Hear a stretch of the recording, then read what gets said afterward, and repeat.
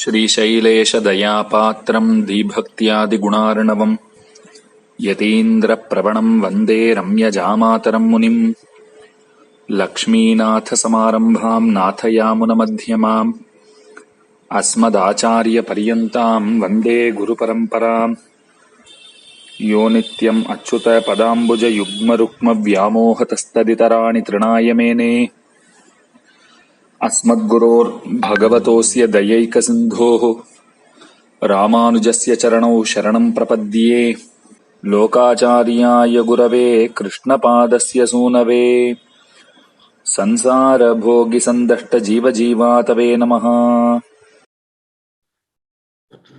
श्रीशैलेशदयापात्रं धीभक्त्यादिगुणार्णवम् यतीन्द्रप्रवणं वन्दे रम्यजामातरं मुनिम् यो नित्यमच्युतपदाम्बुजयुग्मरुक्मव्यामोहतस्तदितराणि तृणाय मेने अस्मद्गुरोर्भगवतोऽस्य दयैकसिन्धोः रामानुजस्य चरणौ शरणं प्रपद्ये। लोकाचार्याय गुरवे कृष्णपादस्य सूनवे संसारभोगिसन्दष्टजीवजीवातवे नमः। We continue with the exposition of the Dvaya Prakarana. The third sutra has been completed. I will read the third sutra and then proceed to the fourth sutra.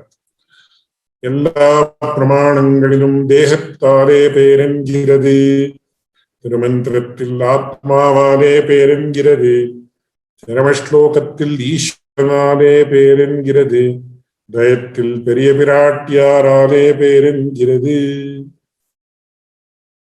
So I will very briefly summarize the meaning of this sutra,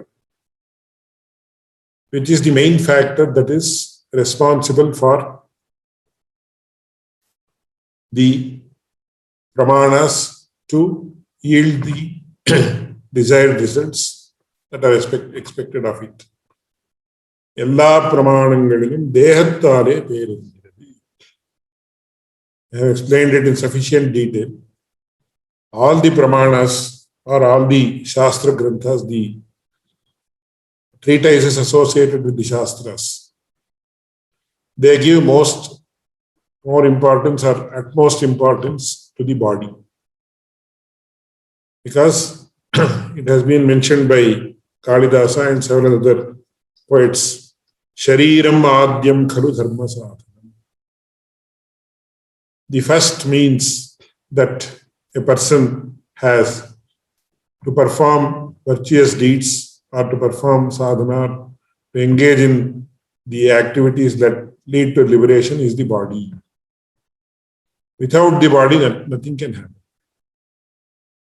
So the body is given so much importance. In fact, in Sri Vaishnava Sampradaya, this is called as Tirumeni. So within Tamil also, the Sri Vaishnava tradition has a separate way of putting things. So this,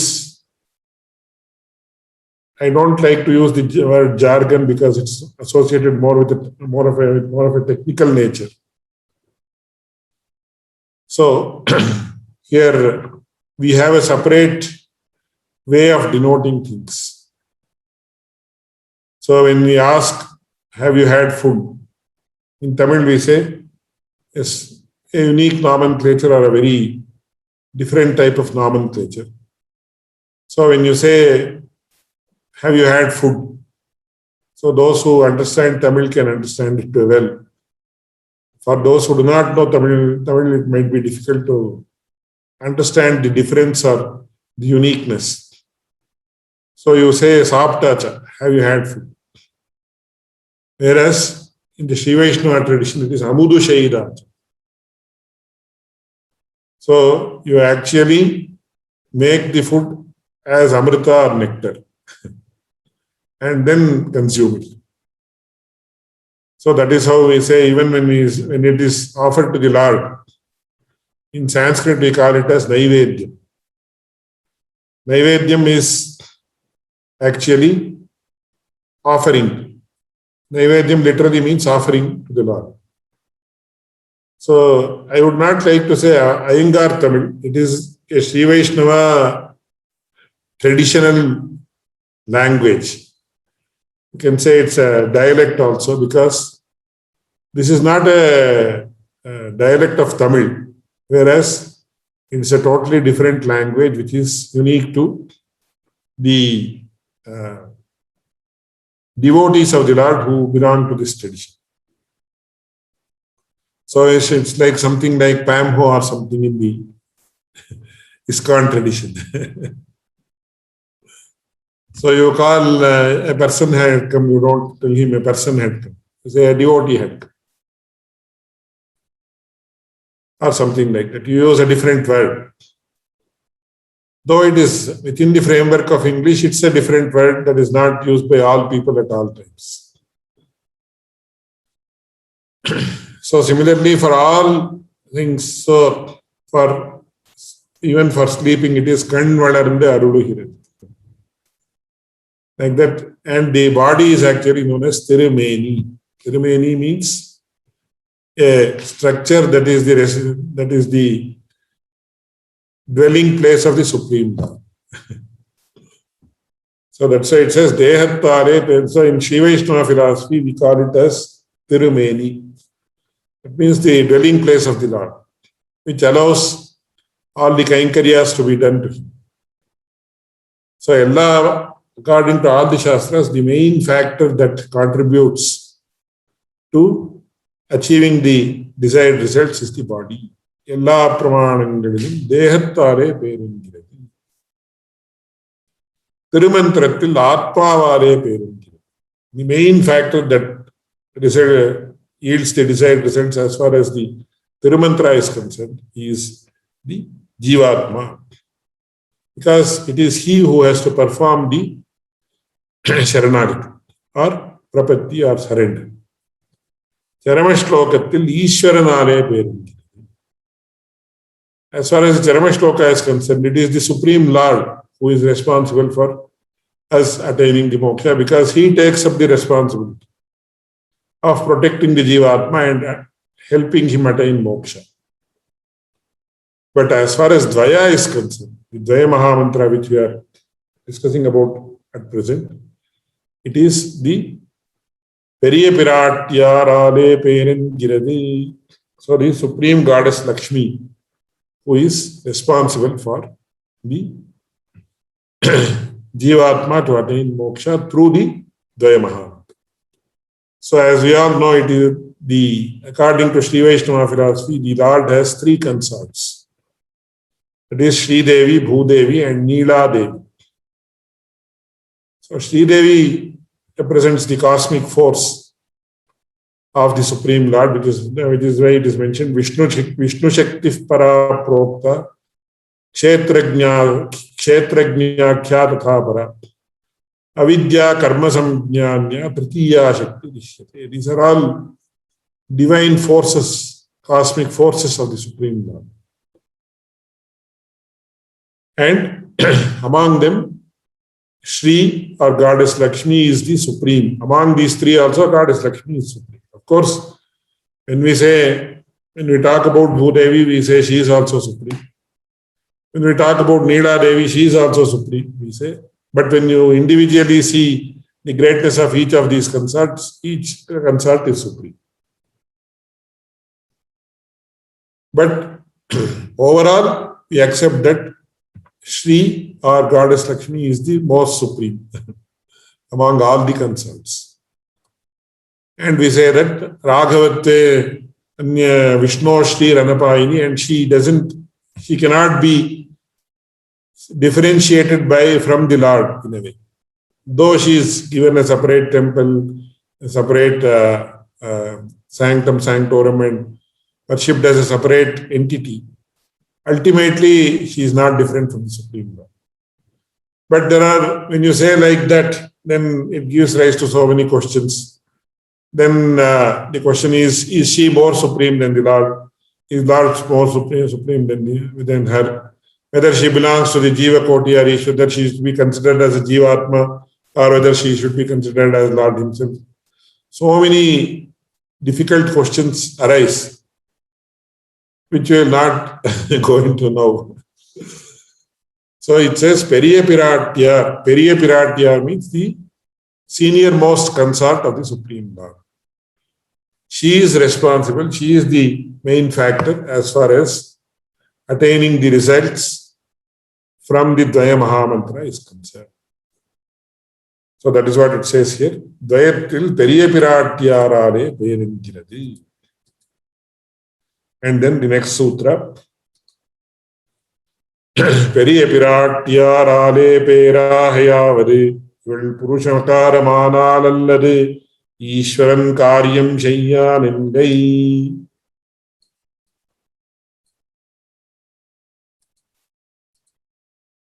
உபாயம் ஈஸ்வரனாய் இருக்க இவளாலே பேராகையாவரின்னா ஏராவனின் என்கிற சங்கையிலே அருளிச் செய்கிறார் பெரிய பிராட்டியாராலே என்ன தொடங்கி, அதாவது இஷ்டானிஷ்ட பிராப்தி பரிகாரங்கள் இரண்டும் பண்ணுவான் ஈஸ்வரனே ஆயிருக்க பெரிய பிராட்டியாராலே இவனுக்கு பேராகையாகிறது. இவனுடைய அபராதத்தை பாராதே ரட்சிக்கும்படி இவள் புருஷகாரமானால் ஒழிய ஈஸ்வரன் இவன் காரியம் செய்யான் என்றபடி என்கை. So then, before to give us a background about the current sutra, Swami Manavana Mamni raises a question. According to Sri Vaishnava philosophy, it is the Supreme Lord who is the means as well as the end. So he is what is known as the Upaya, means, and Upaya, he is the end. So we, having him as the means, we attain him. So this is the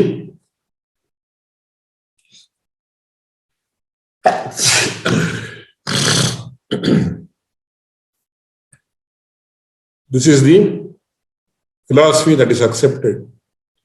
But in this context, how is it that it is being said that it is the Supreme Goddess Lakshmi who is the main factor in the Dvaya Mahamantra yielding the desired results? You are actually digressing from the accepted philosophy. Then the answer is no. It is not contradictory to the philosophy. In fact, it is supplementary to what is being said. If the Supreme Lord has to become the means, certain other factors are required. And those factors, among those factors, the main factor is the Supreme Goddess Lakshmi recommending the case of the Jivatma to the Paramatma. Recommending the case of the individual soul with regard to unto the Supreme Lord Narayana. So that is the main role played by Goddess Mahalakshmi, which is known as Purushakara in Sanskrit. So what is Purushakara? It is very well defined by Swami Parashara Bhattar in his Sri Guna Ratna Kosha. Sri Guna Ratna Kosha is a wonderful propitiatory group of verses authored by Swami Parashara Bhattar, who was the son of Kuratarvan, who was the direct disciple of Ramanujacharya. And he has authored two wonderful stotras, namely Sri Rangaradastava and Sri Gunaratna Kosha. So in the Sri Vaishnava tradition, it is the norm that a person who authors a stotra propitiatory, a group of propitiatory verses unto the Lord Narayana shall also author a similar treatise with regard to Goddess Lakshmi also. So you see that Yamunacharya has authored the Stotra Ratna and then Chatushloki. So almost all Acharyas, even Kuratarvan, he has authored what is known as Panchastavas or 5 stavas or stotras. Among them 4 are with regard to the Lord and 1 is with regard to Shri. Of course, Vedanta Deshika and several other Acharyas, Vedanta Deshika has followed that same thing. He has authored several, so many that you cannot say that it belongs to this norm only because he has done Shri Stuti, Bhu Stuti and Nila Stuti, Goda, and also Goda Stuti separately. Apart from several verses like Gopal Vimshati, then Varadaraj Panchashat, so many verses. So here what Parashara Bhatta did was he authored the Sri Rangarajastava, which is a very, very beautiful, wonderful, unsurpassed stotra on the Lord Ranganatha of Sri Rangam. And that too it is having two parts, Purva Shataka and Uttara Shataka. So Purva Shataka is the first 100, which actually deals with the physical aspects of Sri Rangam. So with my little, very, very little knowledge of computers and modern science, little knowledge of what all is happening, it is like a walkthrough from the Kaveri river. So when you actually enter from outside Srirangam, the first thing you see is the Kaveri river. Then you see all the beautiful gardens and the beautiful landscape, and all the lands where you have different flower trees, fruit trees, etc. So it says Kadalavakula Jambu Pugama Kandakantadravasa Sarasamira Sahyakanya Prapala Jalapipasaram Bhavanam Budaukash, etc. Something. I don't remember the shloka. So he says, which are the trees that are adorning the beautiful gardens that are around the Kaveri river. And he extols the greatness of Kaveri river. He says, Kaveri Mavagahishiya Bhagavad Bhogantarayi Bhavati Karmaklesha Palashaya Prashamano Dvelamanasrotasam Jantos Samsaratorchiradi Saranim Yasanga Bhangaya Lokesmin Viraje Vavel Shrirangamalingati. He very beautifully equates the Paramapada and Srirangam, or Vaikuntha and Srirangam, because Srirangam is known as the Bhu Vaikuntha. And there is a very beautiful shloka which, when the mothers used to give bath to the children, my mother used to chant it, so I remember when I was a child. Kaveri Virajatoyam Vaikuntham Rangamandiram Savasudevo Rangesha Pratyaksham Paramam. So we need not leave this body and go to moksha, go to Vaikuntha Loka to have the darshan or vision of the Lord there. Because Kaveri Virajatoyam, Kaveri river is the river of Viraja. The Viraja Nadi or the river Viraja is the Paramapada Vaikuntha is surrounded by the Viraja Nadi on all sides. That's what Kaveri is doing. So Kaveri Virajatoyam. That is why while we actually take bath, so in the beginning what we have to do, we have to actually, according to the Vedic tradition, we have to chant Aghamarshana Sutta. And according to the Sri Vaishnava tradition, we have to say, while taking bath, we say, Gange Chayamune Chaiva Godavari Saraswati Narmade Sindhu Kaveri Jalesmin Sannidhim Kuru. All the divine rivers that are there in India, we invoke the grace of those rivers and ask those rivers to be present in the water that is in front of us, in which we are going to take bath. Whether it is a pond or whether it's a tank where we take bath, or even nowadays the tank is placed up somewhere, we don't see it. But if you have a bucket of water where you take bath, in which you used to take bath, you invoke all the divine rivers there and then you do the take bath. Among them, Kaveri is great.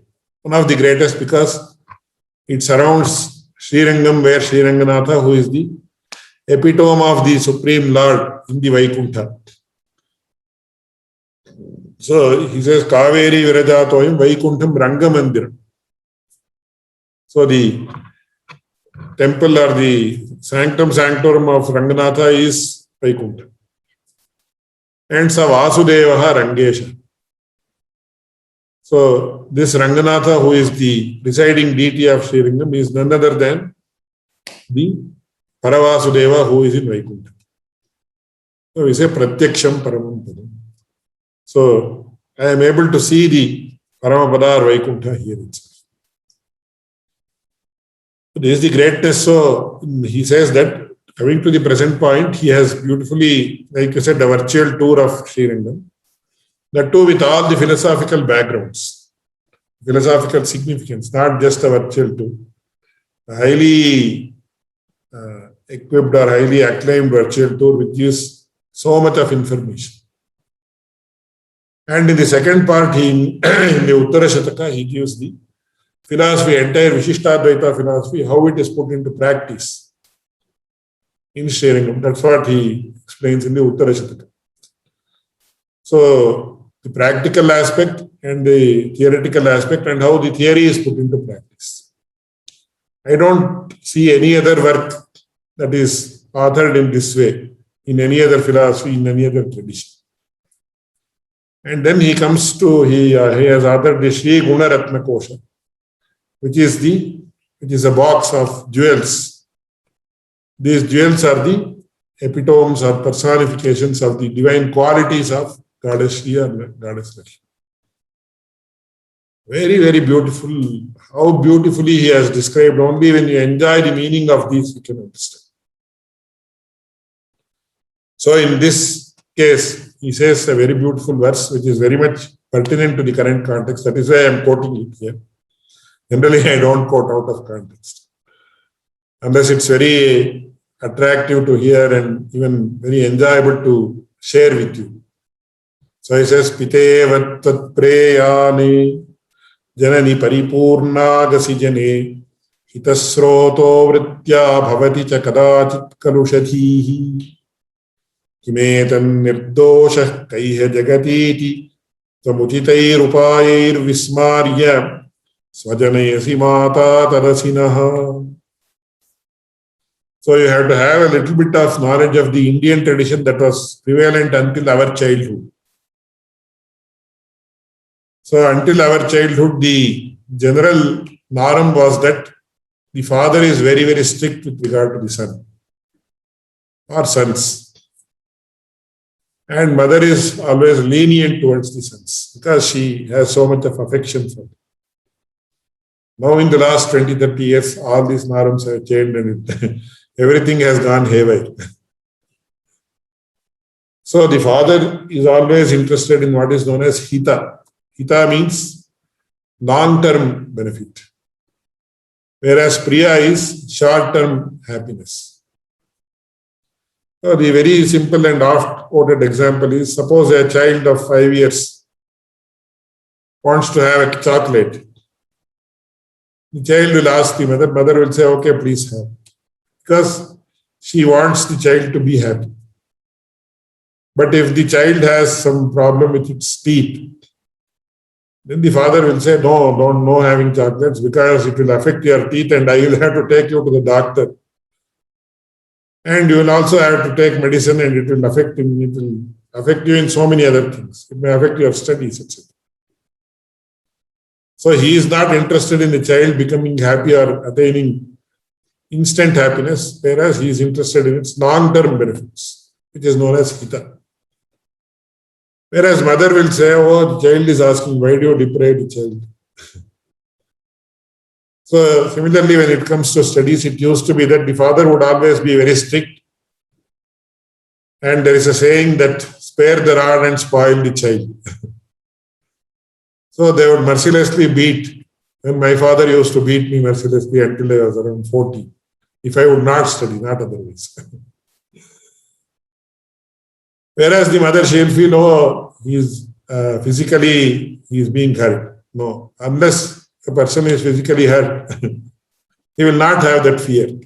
And when the person is young, the main problem I share with my students, the age when you have to acquire education is until when you are 23 or 24, maximum. And during the early years, the philosophy of education in India is very, very beautiful. which is not known to people at all, anywhere in the world, including in India. So now psychologists say children can learn any number of languages when they are so young. So the grasping power of children will be maximum. When they are the younger, the more power they have to grasp. So if you teach 10 languages to a child who is 5 years old, he or she will learn all those 10 languages.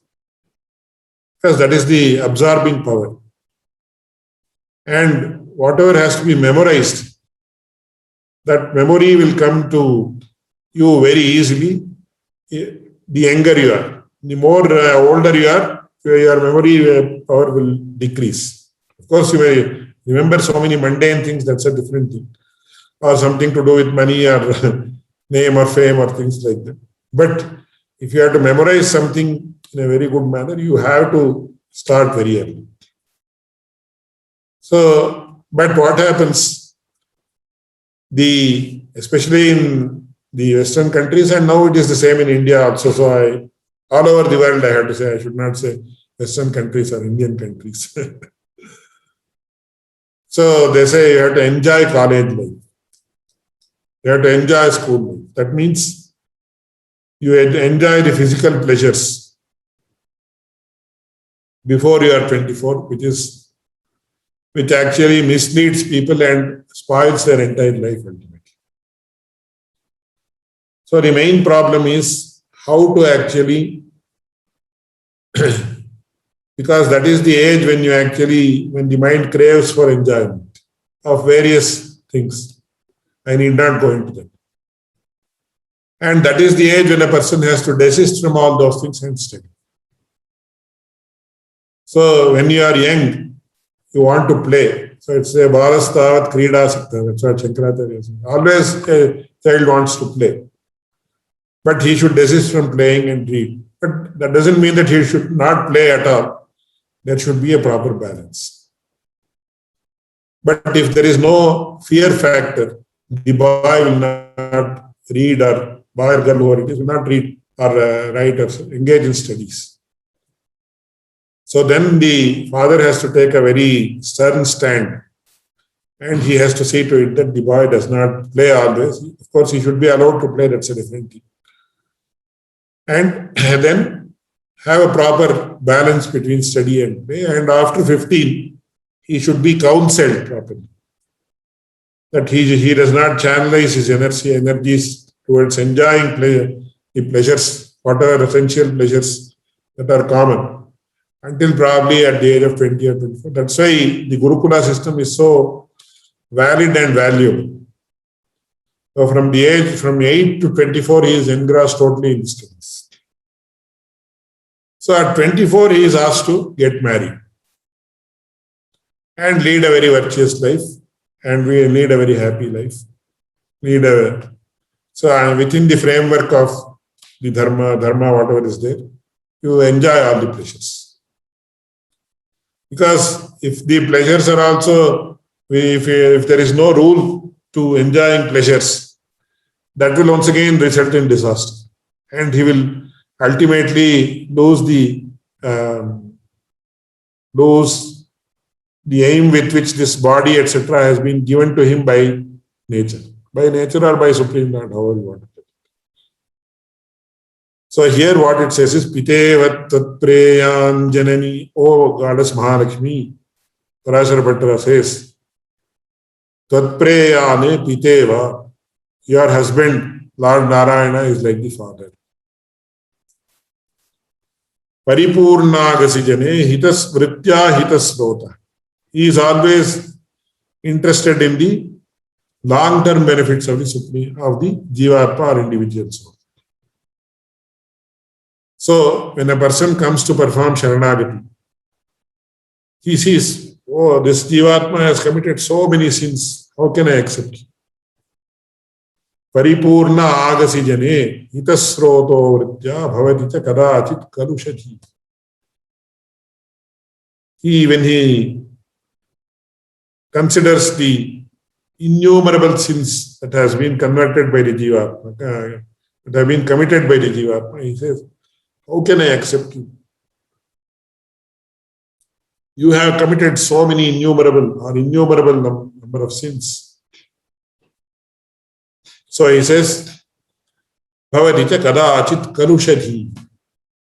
He is not ready to accept the individual soul.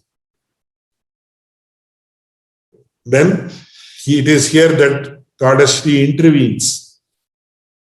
So this is known as Purushakara in Sanskrit. So she intervenes and she says, Kime tate, what is this? Nirdosha kaiha jagati. Who has not committed sins in this world? Everybody has committed sins in this world. So you can, since it's a rule rather than an exception that a person has not committed sins, has committed sins. Since everybody has committed sins, why do you discriminate against him? Ititvam uchitair upayair vismarya. So this should not be taken in a physical sense. He says, when a husband is in a very angry mood, the wife knows how to reduce his anger by the means that cannot be mentioned in words. So she cajoles him. And she says she knows how to bring down the anger of her husband. So just like a wife cajoles the husband and uses whatever means are to be used to reduce the anger of the husband and make him accept her views. Similarly, O Goddess Mahalakshmi, you do this for the sake of us individual souls who have committed innumerable number of sins. And you actually take us near to the Supreme Lord, who will then accept us and grant us liberation. So it is you verily who are the mother who actually takes us near the Supreme Lord, despite our committing thousands of sins or millions or innumerable or countless number of sins. So this is what is known as Purushakara in Sanskrit. And also the same word is used in all our Sampradaya books. So unless Purushakara happens, most of the times, this Jivatma will not be able to have the Supreme Lord as the means, because only if he accepts. Because ultimately, it is he who has to provide us with the privilege of attaining moksha. Even in the Vedanta Sutras, it says, Phala Mata Upapatte. Whatever Jnana Yoga, Karma Yoga, Bhakti Yoga, Sharanagati, whatever you do, it is all to invoke the grace of the Supreme Lord and not the means to attain moksha. The sole means to attain moksha is the Lord himself, because he is the person who has to grant it to you. All these sadhanas or all these means that have been explained in the Shastras are ultimately to acquire his grace, which will make the main cause of moksha happen, that is having his grace. And once again, this cannot happen without the intervention of Goddess Mahalakshmi. Therefore, we give a very, very, very prominent role to Goddess Mahalakshmi in our Sampradaya. That is why in northern India, they don't even say Shri Vaishnava Sampradaya, they say Shri Sampradaya. And one great author here has remarked as it is also Stri Sampradaya. That is, it is not only Shri Sampradaya or the Sampradaya that tradition that belongs, that gives us utmost prominence to Goddess Mahalakshmi, but also gives utmost prominence to ladies. So it's a lady sampradaya also, in a way, that's what he says. That means we respect ladies in our sampradaya as in no other sampradaya, as in no other religion. Because I have heard, I don't know whether I am right, in Islam, I understand I may be subject to correction, so with that disclaimer you can have this. They it is said that the women don't have a soul at all within them. It is only the males who have a soul within themselves, an Atma within themselves. And in other traditions, women are considered only objects of enjoyment. And I can give several instances, but it's not pertinent to the current context, so I will not go into that aspect. So in the West, there are several instances I can quote where women are considered more as an object of enjoyment rather than given any spiritual significance. I don't know how it is in the Abrahamic religions, but in the Indian tradition, and more so in the Shiva Vaishnava tradition, the women are given utmost prominence. So in many places, they are given a higher role than the males, their male counterparts. And in the Shiva Vaishnava Sampradaya, that's why I said it's called Shri Sampradaya only, and that is why in all the works, it says Shri Shriyaf Patiya. When the Lord has to be referred to, he says the Lord of Goddess Shri. And in the Sheguna Ratna Kosha itself, Swami Parashara Bhattar very beautifully describes the greatness of Shri. He says, Vedantas Tattva Chintam Murabhidurasi Yat Padachinhi Taranti. So there was a great debate among who is the supreme in this world. So then the Upanishads, Upanishads are personified in this context in a poetic sense. So in Sanskrit it is called as Kavi Samaya. So where several things are personified. So the Upanishads are personified. They actually went on examining all the persons regarding is this person the supreme soul? Is this person the supreme Lord? Is this person the supreme Lord? So they all went on examining the chests of all the great gods like Brahma, Indra, Shiva, and so many other gods. Then ultimately they came to examine the chest of Lord Narayana also.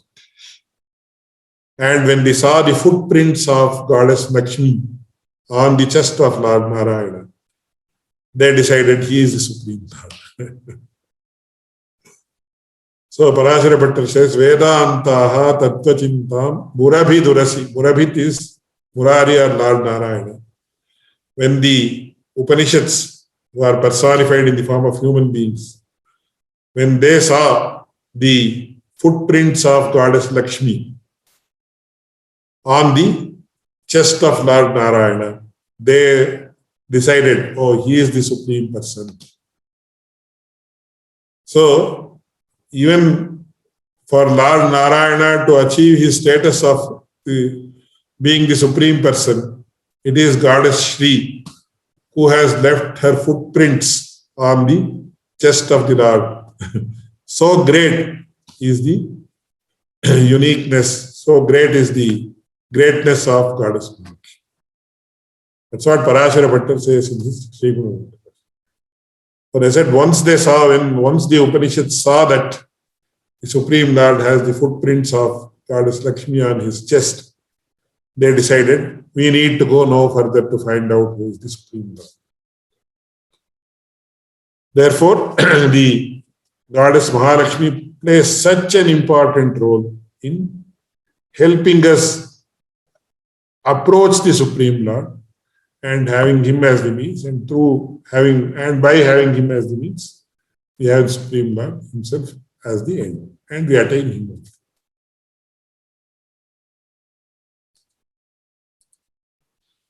பெரிய அதாவது இஷ்ட பிராப்தி பரிகாரங்கள் இரண்டும் பண்ணுவான் ஈஸ்வரனே ஆயிருக்க. Though it is the Supreme Lord who rids us of our undesired aspects and gives us the desired aspects, it cannot happen without the intervention of Goddess Mahalakshmi. Because இவனுடைய அபராதத்தை பாராதே ரட்சிக்கும்படி இவள் புருஷகாரமானால் ஒழிய ஈஸ்வரன் காரியம் செய்யான் என்றபடி என்கை. So even though we say the Lord himself is an epitome of compassion, he is the epitome of daya, or kripa, as we say, even for the aspect of compassion in him for it to become, for it to play its role,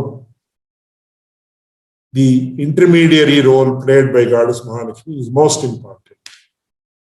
Because as the Lord because it is mentioned as Shruti Smritir Mamaivagnya Yastam Ullangya Vartate Agnachedi Mamadrohi Madbhaktopi Navaishnava. So the Supreme Lord says in one context, he says, Shruti and Smriti, the Vedas and the subsidiary texts, are all my orders. They are my commandments. And if a person transgresses those commandments, if he does not obey those commandments, then he is a traitor. He is a person, he is a sinner. And even if he has devotion towards me, I don't consider him as to be a devotee. But people like us, all of us, have we realized that? We have not realized it. So we continue committing sins, continue to commit sins.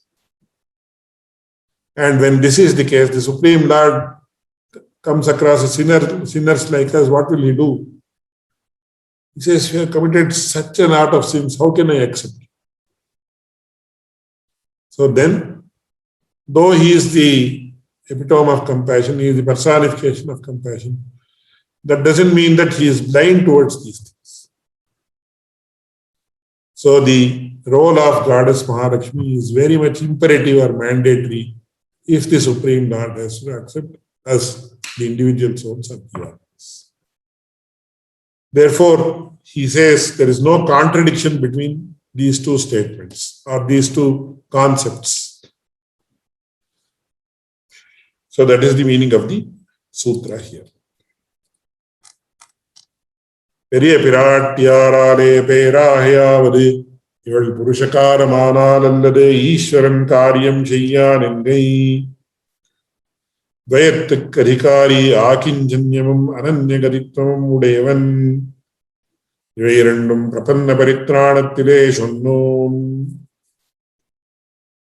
These are the two sutras. As I mentioned earlier, who is the target audience? If you put it in modern parlance, who is the person who is the adhikari, who is fit to practice or chant the Dvaya Mahamantra? It's very, very simple. He says, Akincanyamam ananyagatitatayam udayavan. I have narrated a very interesting story in the previous session, which I am sure you would be remembering. So he should be akinchana. That means he should not have any other means. He should not also think that he has some other means to attain the Supreme Lord or moksha. So if he has realized that the means that he can undertake or he can perform are not useless, then only he becomes an adhikari or he becomes fit to practice the Daya Mahamantra. So if he feels, I have the capacity to do sadhana and I will attain moksha on account of my own efforts, then he need not come to Daya Mahamantra. That is what is the Sankhya philosophy, where you don't accept the existence of a Supreme Lord separately at all. So the Sankhya philosophy does not accept the existence of Supreme Lord because the Supreme Lord does not have a role as far as a person who is engaged in the Jnana Marga is concerned. So many times I give an example of my job. So now my boss is my principal in my college. So I, as a senior or as a boss, whatever respect I have to give him, I give him. If it's limited to that, fine. I need not actually please him on any account if I am perfect. So generally, you are expected to, if the college hours are between 9 to 5. So if I am there at 8:55 and I leave after 5, I perform all my duties according to the rules. Then I need not do anything to please my boss personally. I have done my job and you give me my salary. So personal intervention of the principal is not required at all. So that is Sankhya philosophy. I will perform whatever sadhanas are required and I will attain moksha or liberation on my own account due to my efforts. So such a person need not come to Daya at all. So if a person realizes that, that is also okay, that's not prohibited anyway. But when we consider our own capacity or incapacity rather to perform or engage in any sadhanas, then we realize that, oh, I am not able to do anything. Even while doing the Ashtakshara Mahamantra or the Mantra, no, I am not able to concentrate fully. Then what I do, I say, no, sir, no, oh Lord, I have no capacity to perform any sadhana as prescribed in the Shastras. Kindly accept. And I have no other refuge other than you. I have no other person who can protect me other than you. So these are the two most important and only two aspects that are required for a person to be fit to chant the Daya Mahamantra or being initiated in the Mahamantra. So Dayat Kadhikari, the first one is known as Akinchana or Akinchanya, and second one is Ananyagatitva. Ananyagatitva is a person who deems the Supreme Lord only as his refuge and none other. So that none other is known as Ananyagatitva. If he feels, okay, today I will worship Lord Narayan, tomorrow I will worship Lord Shiva also. Day after tomorrow I will worship Ganesha. Day after tomorrow, another day I will worship the sun god. That is the Smartha tradition, where you don't accept any one Lord, any one God as supreme. So today is Ganesh Chaturthi, I go to Ganesha temple and offer something to him and say, I want these wishes fulfilled. So tomorrow is Shivaratri, I perform worship of Shiva. And then Janmashtami, I worship Krishna or Vishnu also. Then Saturdays, I go to Vishnu temple. Mondays, I go to Shiva temple. Then some other day, I go to Murugan temple. Fine. That's also fine. But such a person need not come to Daya Mahamantra. We don't deride that. We don't despise that practice. But if you have the belief, strong belief, it is known as Adhyavasaya in Sanskrit, that Lord Narayana alone is the supreme one. You need not come to Daya. And he alone can protect you. Then only you become fit to chant the Daya Mahamantra. So that is known as Ananyagatitva. You accept Lord Narayana as the sole refuge, since he is the supreme Lord. So these two are the basic qualifications for a person to study or engage in the chanting of the Daya Mahamantra.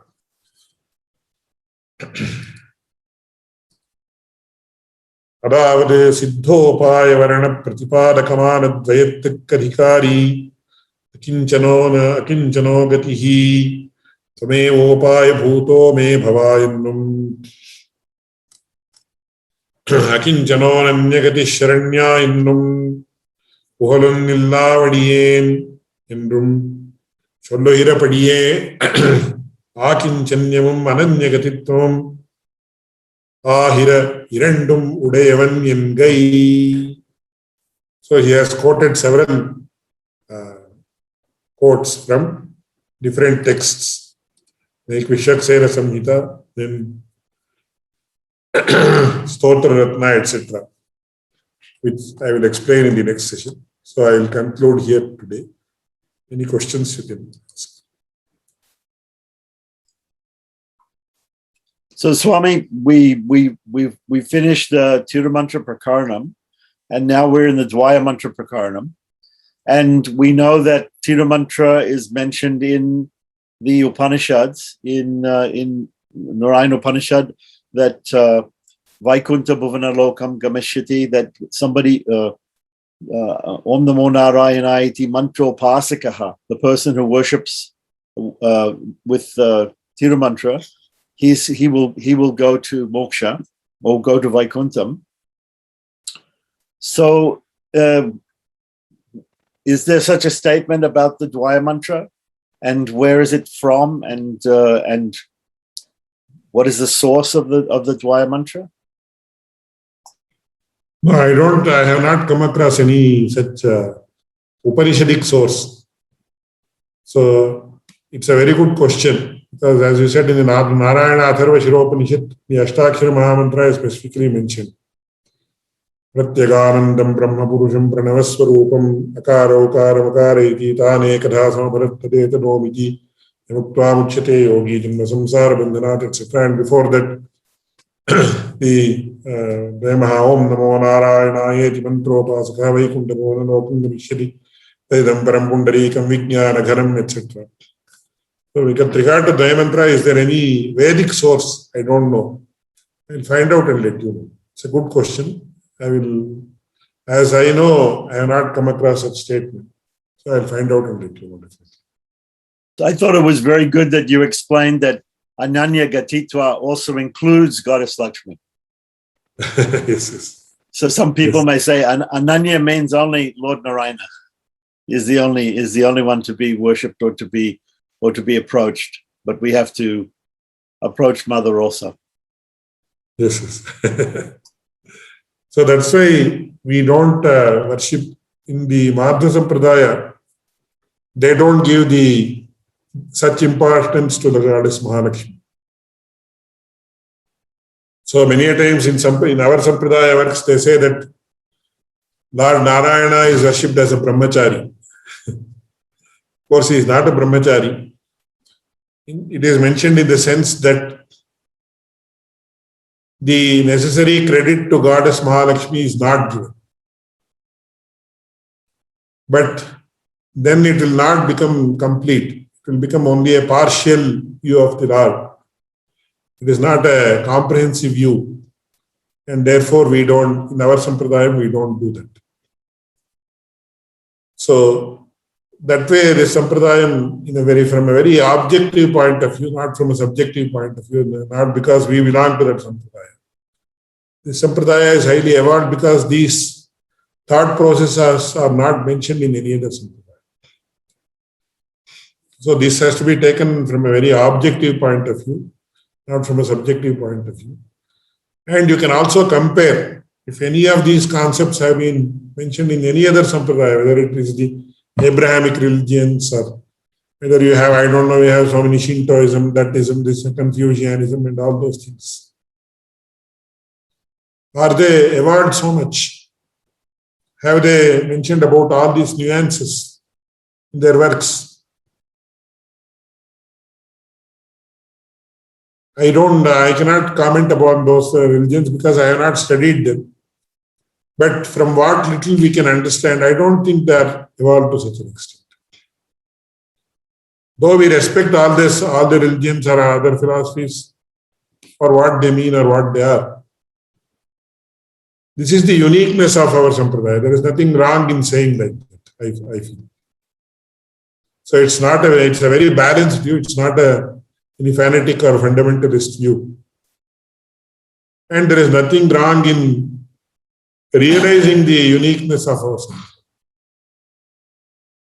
Because even in our sampradaya, fanaticism or fundamentalism is not promoted. In the Indian tradition itself, it's not promoted. Especially in the Sri Vaishnava tradition. But it is also equally in the same breath as they put it. You have to say that this is so unique because these aspects have been so beautifully extolled or described that no other sampradaya has gone to such a deep level in understanding or dealing with such matters. And we are open-minded enough if somebody says, see, this is the evidence, this is the work that is there, which deals about this aspect, whether it's Confucianism or Shintoism or something, some whatever ism you call it. We are ready to accept. If they show the evidence that we have gone to such a large extent. Now I think in how many classes we have completed until now? I think more than 60. More than almost 60. We have started more than a year ago.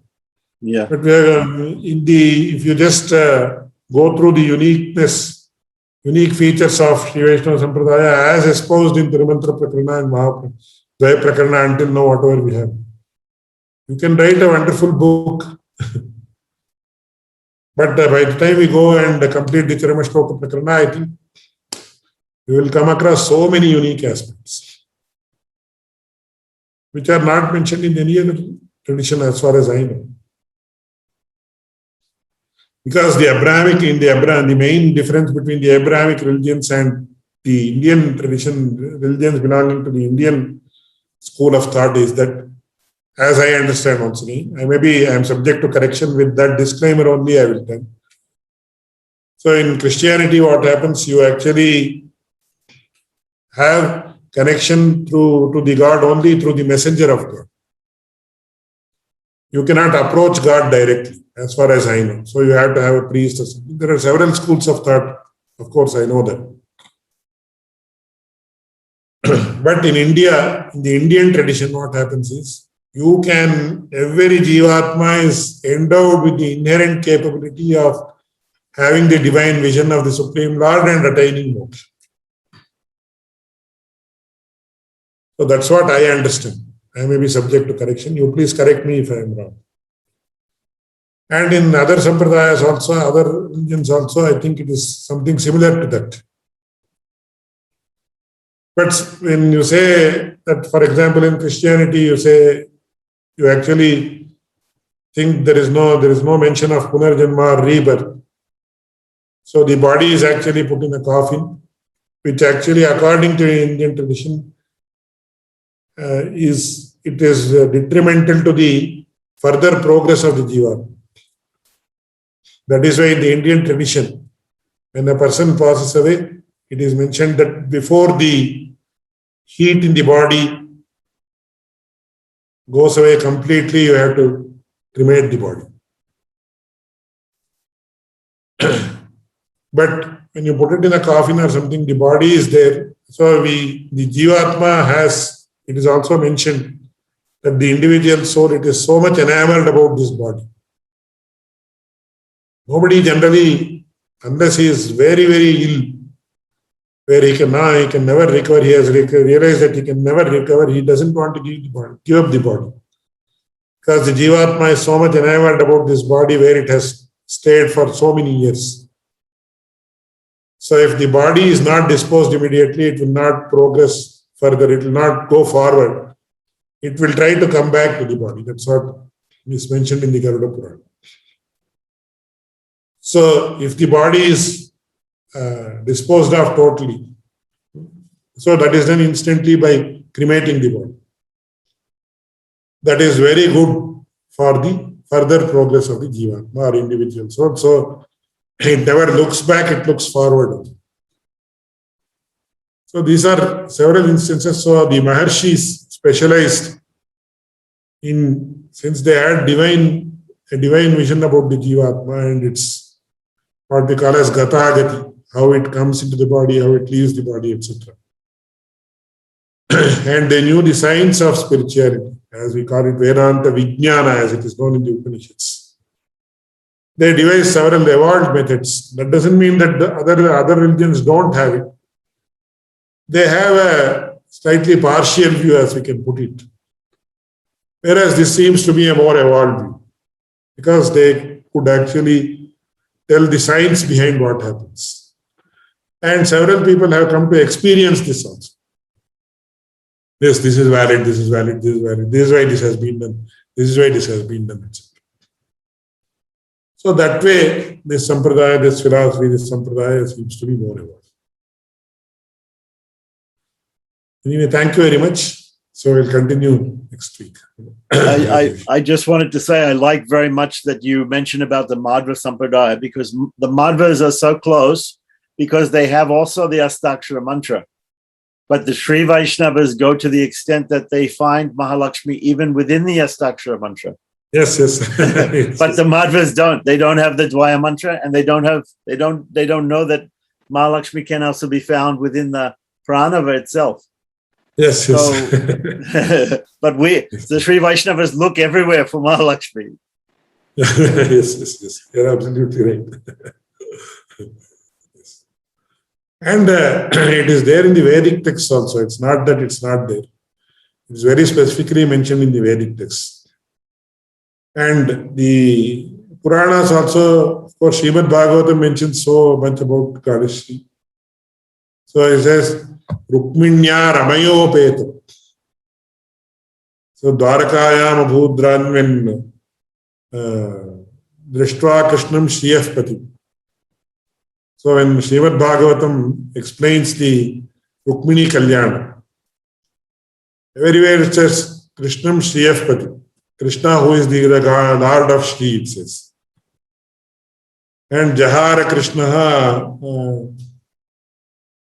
Vishram Samikshitam Shriyam, it says. It says he took away Rukmini, who is none other than Goddess Lakshmi herself.